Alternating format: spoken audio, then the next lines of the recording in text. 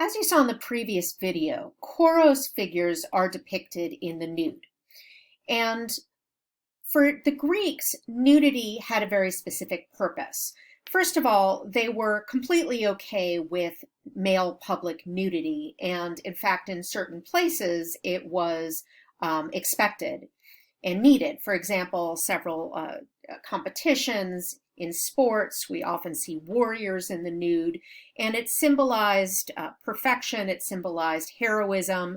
We see figures of the gods in the nude. So it is to be expected. But nudity also separates figures from time and space. It also allows for the Greeks to separate themselves from other cultures. And this was very important to the Greeks. They saw themselves as being superior and they wanted to be distinguished from other cultures.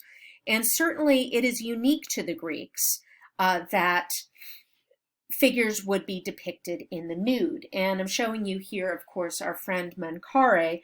He has a specific costume, and although he's awfully close to being nude and he is showing off his very strong physique, he is wearing that kilt of a pharaoh. So this is something that they saw as being particular to themselves. They also saw the human form as being ideal and showing the ideal of balance and order in the universe.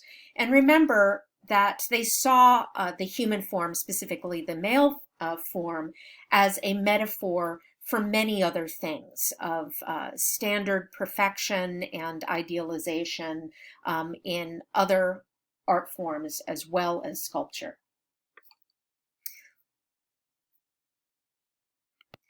It's also been suggested that showing a figure in the nude was also kind of like putting on a costume. In this case, the costume is having no clothes on, but it is a way of playing a heroic role, whether that be the role of a warrior, a heroic warrior, or an athlete. It had a specific message of someone who is in peak physical form and superior to others. That being said, while we see the male figure in the nude in Greek art, we do not at this time see women in the nude. In fact, the core, which is the female equivalent of the chore, would always be clothed. And a woman that was nude in this period of Greek art would be a prostitute. We might see this later. We will see this later in later periods. Female figures might be close to nude in that their clothing is very flimsy or wet and very much clinging to their body, but it's not until the late classical period that we will see even goddesses such as Aphrodite depicted in the nude.